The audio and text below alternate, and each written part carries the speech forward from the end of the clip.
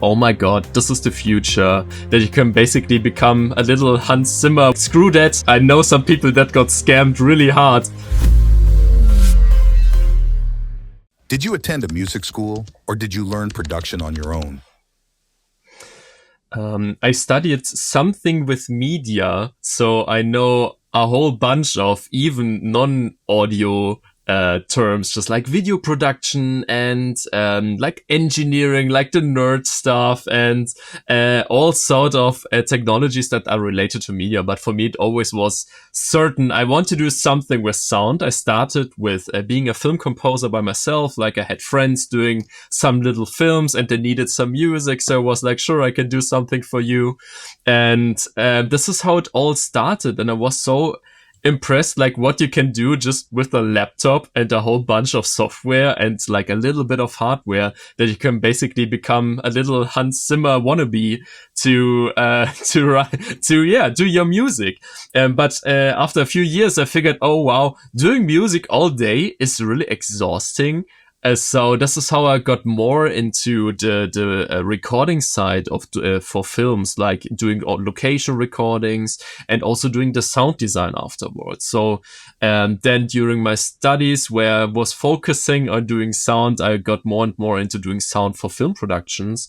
And then after somebody made me wear a VR headset, I was like, oh my god, this is the future. I don't want to do anything else. But wait a second, when the visuals are moving around you, shouldn't the sound as well? And this got me so hooked, like the thought of not watching to the front, just like a movie, but also looking around. And turns out there are so many benefits with spatial audio to trigger the people, that they can hear what's behind them and make them move around. And I was so hooked by the idea that I was like, screw that, now I'm the VR sound guy and don't want to do anything else. And 8 years later, I'm still doing this, now have my own studio. And I hope this wasn't a too long answer for your question of how I started. Do you remember your first 360 degrees project? Oh yeah, I do. It was literally 1 month after I wore a VR headset for the first time. The people that made me do this were like, hey, we want to do a film production, a 360 video production in Vietnam and Cambodia and Thailand. And hey, do you want to do the sound for that? And I was like, yeah, sure, but I have no idea like how this works. So I had like 1 month of preparation of learning everything that's online available on spatial audio, which back then wasn't much. There was just like one Facebook group that's still a thing where people connected and helped each other. I had to buy like a microphone and learn how to do spatial audio like in a few weeks. And then I was standing in Vietnam in like heat, like 40 degrees in the shadow, on a motorbike doing spatial audio recordings. And this is what got me into that. But the content turned out very good.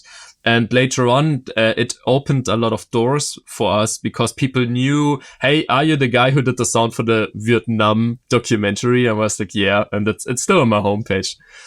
What was the first big purchase you made for your studio?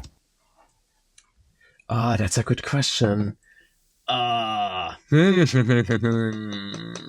I could say SonarWorks. It was a great investment, but I think that's not what you want. Probably this microphone that I have here, which is this 3DO Omni Pro, and it costs like $5,500.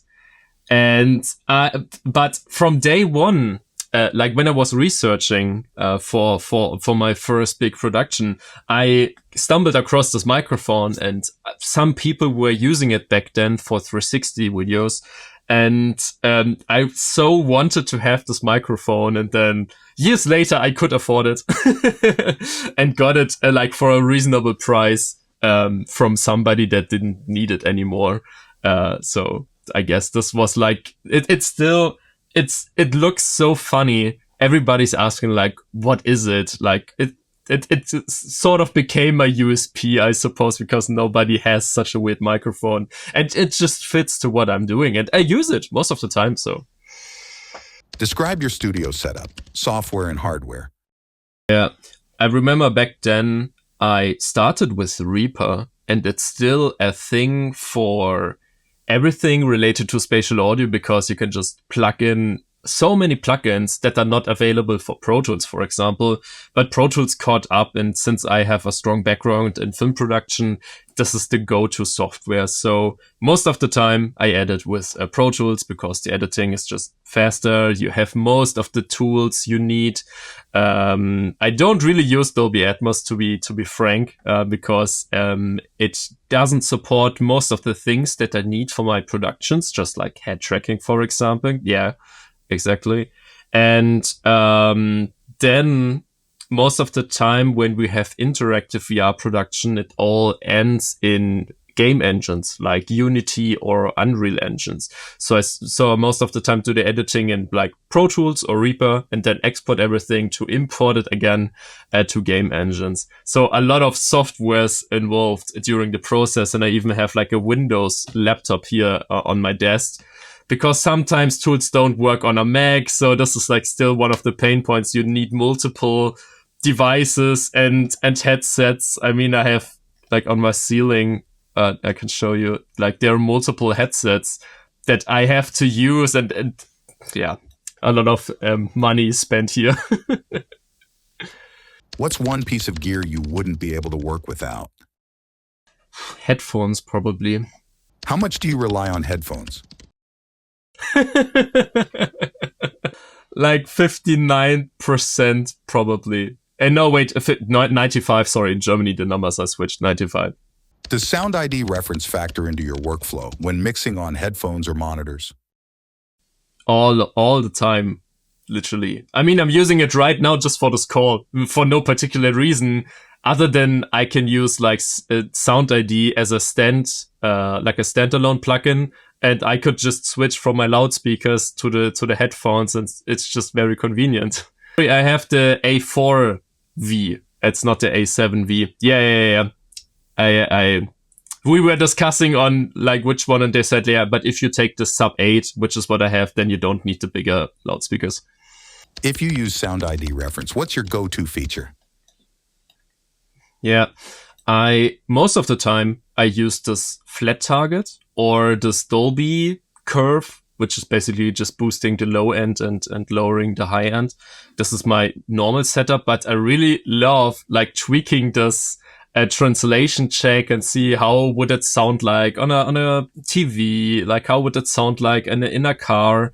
And I like to add like a little bit of like a custom curve depending on my loudspeaker setup, for example.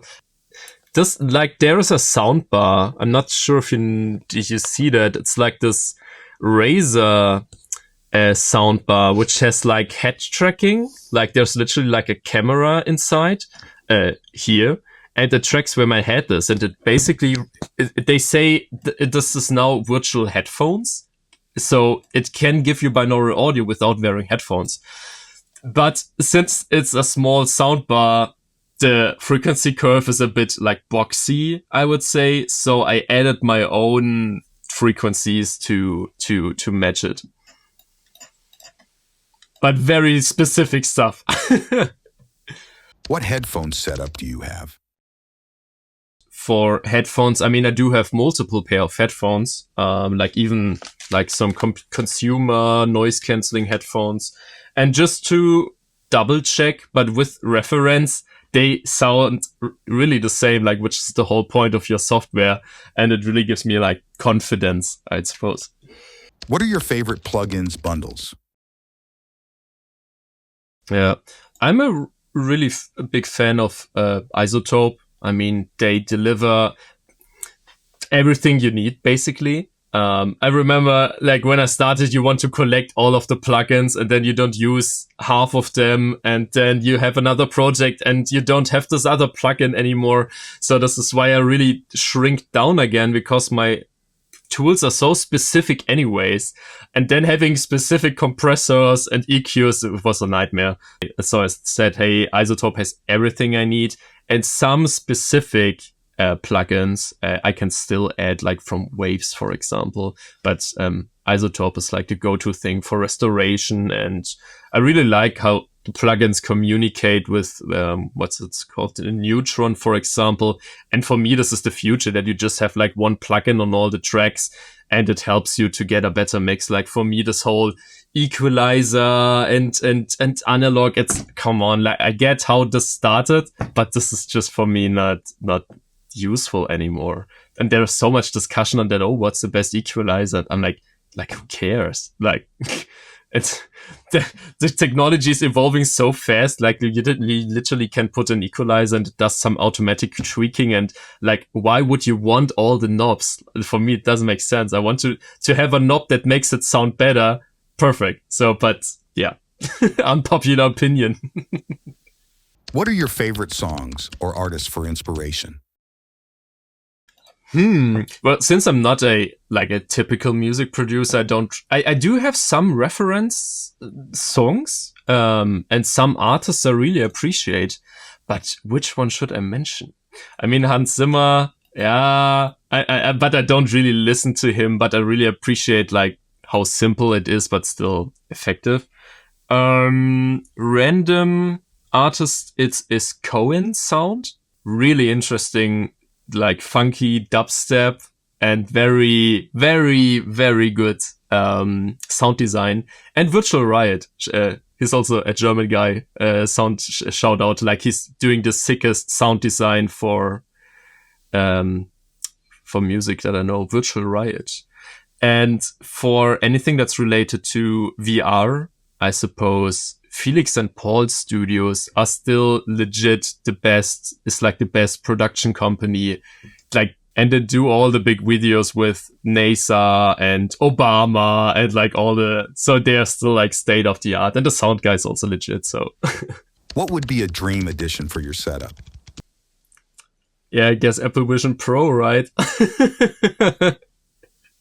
It's not available in Europe yet, which is one of the main reasons I don't have it. I know some people that got scammed really hard, so I'm not touching it right now. Yeah, that's a thing.